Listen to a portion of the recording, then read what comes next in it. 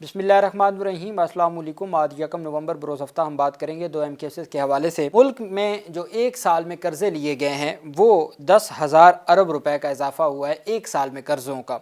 उससे मुतल्लिक जो एक होशरुबा मालूमात और तफसीलात सामने आई हैं वो मैं आपके साथ शेयर करूँगा। साथ में आपको बताऊँगा 32 मुंतखब मेंबरान हैं जिनको हटाने से मुतल्लिक बड़ी कार्रवाई की गई है, उसके ऊपर भी हम बात करेंगे।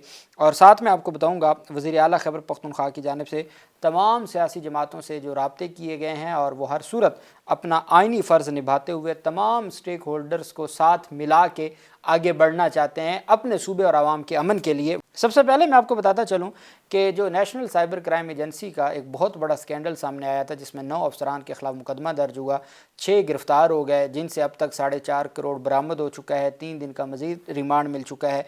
DG NCCIA को हटा दिया गया था। ये वो इदारा था जिसने साइबर क्राइम के ख़िलाफ़ कार्रवाई करनी थी, लेकिन साइबर क्राइम के ख़िलाफ़ कार्रवाई करते करते उन्होंने ब्लैकमेल किया बड़े पैमाने पर। मुख्तलिफ जो कॉल सेंटर्स वाले हैं उनको ब्लैकमेल किया, उनसे मंथलियाँ लेते थे।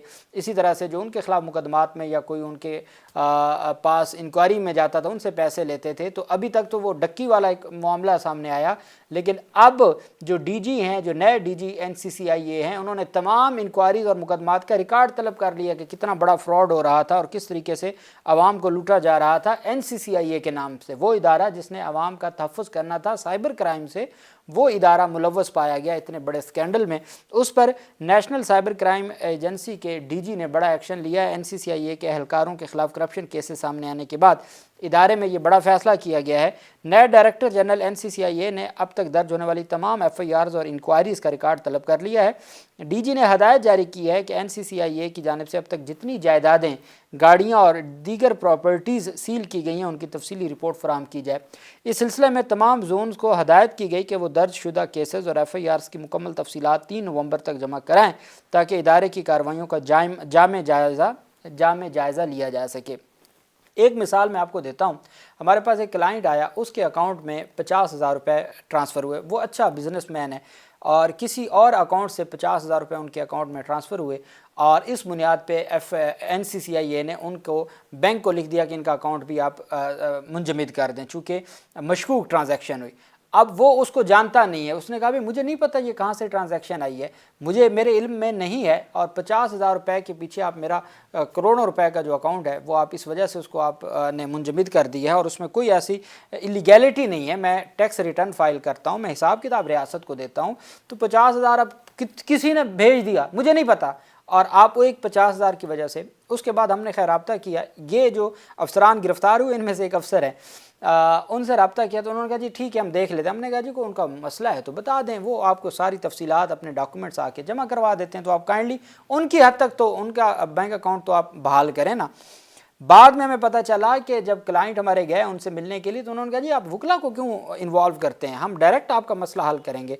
डायरेक्ट कैसे मसला, फिर वो वैसे ही मसला उन्होंने हल भी किया और उन्होंने अपनी जान छुड़ाई और उन्होंने कहा जी ठीक है हमारा अकाउंट बस बहाल हो जाए और इस मुसीबत से जान छूटे, और उन्होंने कर लिया, अपना मैनेज कर लिया। और ये सूरत हाल थी कि वहाँ मैनेज किया जाता था, कानून के मुताबिक अगर कोई काम कहा जाता था तो कानून के मुताबिक नहीं किया जाता था। अब DG NCCIA ने तमाम जो जायदादें हैं, जो NCCIA की जानिब से इंक्वायरीज शुरू की गई, जो FIRs थी, जो जायदादें जब्त की गई, जो गाड़ियाँ दीगर प्रॉपर्टी सील की गई, उसकी तफसीली रिपोर्ट 3 नवंबर तक जमा करवाने का हुक्म दिया ताकि पता चलाया जा सके कि कितने बेगुनाह हैं जिनको सिर्फ ब्लैकमेल करने के लिए उनकी जायदादों को सील किया गया था या उनकी जायदादों को जब्त किया गया था। वहीं पे जो दूसरी बड़ी पेशरफ सामने आई है वो है वज़ीर आला खैबर पख्तूनख्वा की जानिब से जो बड़ा इक़दाम उठाया गया है वो तमाम सियासी जमातों के कायदीन से रब्ता है। वज़ीर आला खैबर पख्तूनख्वा सुहेल आफरीदी ने सूबे में अमन व अमान की सूरत हाल के हवाले से मुख्तलिफ सियासी जमातों के कायदीन से टेलीफोनिक रब्ते किए और सूबाई असम्बली की इन हाउस कमेटी के तमाम सियासी जमातों के कायदीन पर मुश्तमिल जिरगा बुलाने का फ़ैसला किया गया। वज़ीर आला ने अवामी नेशनल पार्टी के मरकज़ी सदर सेनेटर एमल वली ख़ान से भी रब्ता किया जिसमें सूबे की अमन व अमान की मजमूई सूरत हाल पर तफसीली तबादला ख्याल हुआ। वज़ीर आला ने एमल वली ख़ान को स्पीकर खैबर पख्तूनख्वा असम्बली की जानिब से मुनक्किद की जाने वाली ऑल पार्टीज़ कॉन्फ्रेंस जो कौमी जिरगा है اس میں شرکت کی دعوت دی۔ سینیٹر احمد ولی خان نے کہا کہ پارٹی سے مشاورت کے بعد APC میں شرکت سے متعلق فیصلہ کیا جائے گا۔ وزیر اعلیٰ نے بتایا کہ انہوں نے صوبے کے دیگر سیاسی رہنماؤں جن میں مولانا فضل الرحمان، سراج الحق، امیر مقام، آفتاب شیرپاؤ اور محمد علی شاہ بادشاہ شامل ہیں سے بھی رابطے کیے ہیں۔ ان تمام رہنماؤں سے صوبے کی امن و امان کی صورتحال پر تفصیلی گفتگو کی ہے۔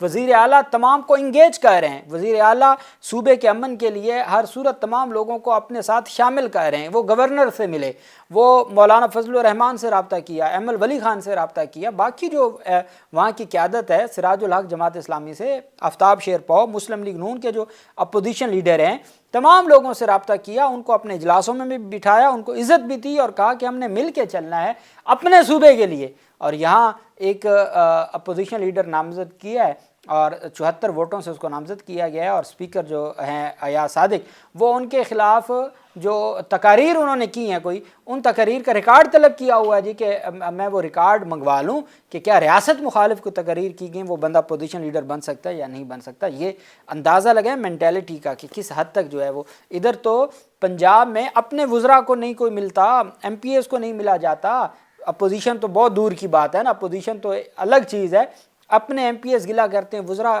گلا کرتے ہیں، ان کو نہیں ملاقات کا موقع ملتا۔ اور سندھ میں پھر الگ نظام ہے اور بلوچستان میں تو پھر باری لگی ہوئی ہے۔ وزیر اعلیٰ کا کہنا تھا کہ صوبے میں امن کے قیام پر کوئی دو رائے نہیں ہے، امن و استحکام حکومت کی اولین ترجیح ہے۔ ان کا کہنا تھا کہ اختلاف رائے جمہوریت کا حسن ہے مگر امن سب کا مشترکہ ہدف ہے۔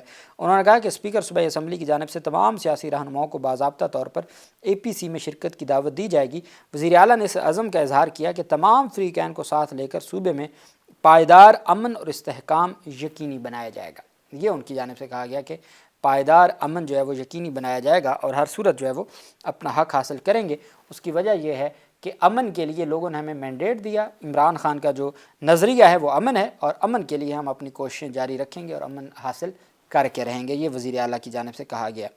وہیں پہ جو دوسری ایک ہوش ربا انکشافات اور رپورٹ سامنے آئی ہے وہ ہے قرضوں سے متعلق۔ موجودہ حکومت نے ایک سال کے دوران حکومتی قرضوں میں، اب آپ اندازہ لگائیں، آپ کو کوئی جو سستی کوئی چیز مل رہی ہے مارکیٹ میں، اگر آپ سے سوال پوچھا جائے پٹرول، ڈیزل، بجلی، اس کے بعد جو کھانے کی اشیاء ہیں تو مہنگی ہیں، سستی نہیں ہوئی، لیکن آپ کی سرکار نے ایک سال میں آپ کے قرضوں میں 10,000 ارب کا اضافہ ہوا ہے۔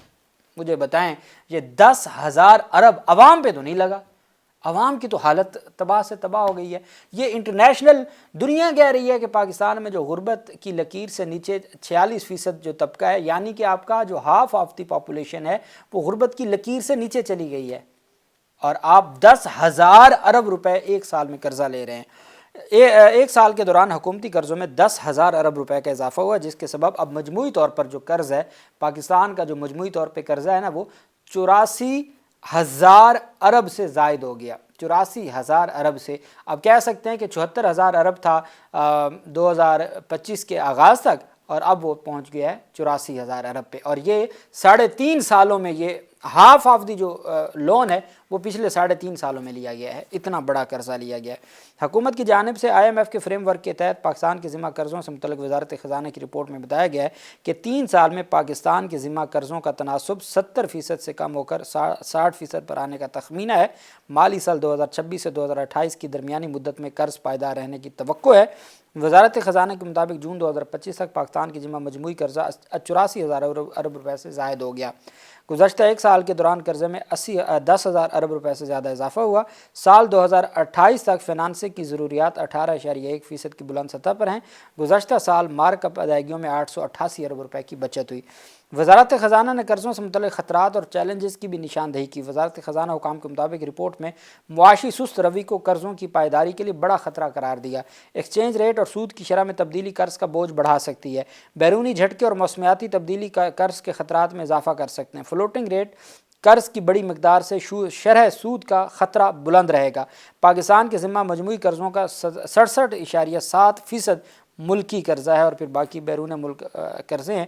اور اب تک یہ رپورٹ سامنے آئی ہے کہ جی کس طریقے سے جو شرح نمو ہے وہ کہتے ہیں جی کہ جو گزشتہ سال معاشی شرح نمو جو ہے وہ 2.6% سے بڑھ کے 3% ہو گئی ہے۔ وہ جو 6.5% تھی عمران خان کے دور میں 2022 میں، وہ 0 پہ آ گئی، 1 پہ آ گئی، اور اب کہتے ہیں جی کہ 2.5، یہ بھی ان کی رپورٹس ہے نا، اپنی حکومتی رپورٹ ہے، کہتے ہیں جی 2.5% سے اب ہماری 3% تک چلی گئی۔ بھئی آپ کو کیا پڑی تھی کہ جو 6% سے زائد جو آپ کا شرح تھی ترقی کی، آج آپ اس کو یہاں لے آئے ہیں کہ آپ کہتے ہیں جی 2.5% ہے، 3% تک بھی پہنچ جائے گی۔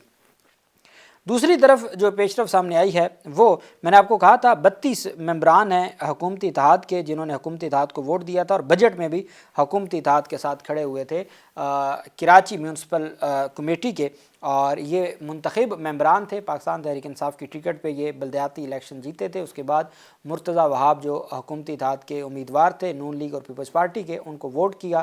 ووٹ کے بعد ان کو بجٹ جو 2025-26 کا بجٹ پاس ہوا ہے اس میں بھی انہوں نے حق میں ووٹ دیا، حکومتی حق میں ووٹ دیا۔ اس کے خلاف جو ہے وہ آرٹیکل 63A کے تحت جو ان کو ڈسکوالیفائی کروانے کے حوالے سے جو ڈیفیکشن کلوز ہے اس کے تحت یہ ریفرنس دائر کیا گیا ہے پاکستان تحریک انصاف کی جانب سے الیکشن کمیشن میں۔ پہلے کے الیکشن کمیشن میں جو ریفرنس ہے وہ پینڈنگ ہے جس میں مرتضی وہاب کو ووٹ کیا تھا، وہ آج تک الیکشن کمیشن نے ڈیسائیڈ نہیں کیا، 2 سال ہو گئے۔ اب یہ دوسرا ریفرنس ہے کہ بجٹ میں انہوں نے ووٹ دیا ہے حکومتی اتحاد کو، اس وجہ سے ان کو نااہل قرار دیا جائے۔ ساتھ رپورٹ پیش کر دی ہے کہ ان 32 کے 32 ممبران کو پی ٹی آئی کی بنیادی رکنیت سے فارغ کر دیا گیا ہے۔ بنیادی رکنیت جو جماعت کی اس سے فارغ کر دیا گیا، اس کے سرٹیفکیٹ اور نوٹیفیکیشنز بھی ساتھ لگا دی ہیں۔ پی ٹی آئی کراچی کے صدر راجہ اظہر اور جنرل سیکرٹری ارسلان خالد نے کے ایم سی میں موجود منحرف ارکان کے بارے میں الیکشن کمیشن کو جو ریٹن کمپلینٹ فائل کر دی ہے۔ تحریک انصاف کی جانب سے کمپلینٹ کے متن کے مطابق منحرف ارکان پی ٹی آئی سے اپنا تعلق ختم کرنے کا باضابطہ اعلان، اور کے ایم سی میں موجود منحرف ارکان استحکام پاکستان پارٹی سے اپنا تعلق ظاہر کر چکے ہیں۔ منحرف ارکان کو نااہل قرار دینے کا پہلے بھی معاملہ الیکشن کمیشن میں زیر التوا ہے۔ پی ٹی آئی نے اپنے خط میں کہا کہ شکایت میں کہا کہ کے ایم سی کے بجٹ 2025-26 میں منحرف ارکان نے پی پی کی حمایت کی اور ووٹ دیے۔ منحرف ارکان نے پارٹی کے فیصلے کے خلاف کے ایم سی بجٹ میں حمایت کی، جس کی پارلیمانی پارٹی نے مذمت کی۔ شکایت کے مطابق منحرف ارکان نے پارٹی پالیسی کے خلاف پاکستان پیپلز پارٹی کے امیدوار کی حمایت کی تھی میئر کے لیے۔ منحرف ارکان کو 6 جون 2023 کو پارٹی رکنیت پہلے معطل کی، پھر باضابطہ طور پر منسوخ کر دی گئی تھی، ختم کر دی گئی تھی۔ پارٹی رکنیت پارٹی پالیسی کی مسلسل خلاف ورزی پر ختم کی گئی۔ خط میں کہا گیا کہ الیکشن کمیشن پابند کرے کہ منحرف ارکان کو ایک تو نااہل قرار دیا جائے، اور ان کے نااہلی کے پروسیس کے التوا ہونے کے دوران ان کو پی ٹی آئی نمائندوں کے طور پر شناخت نہ کیا جائے۔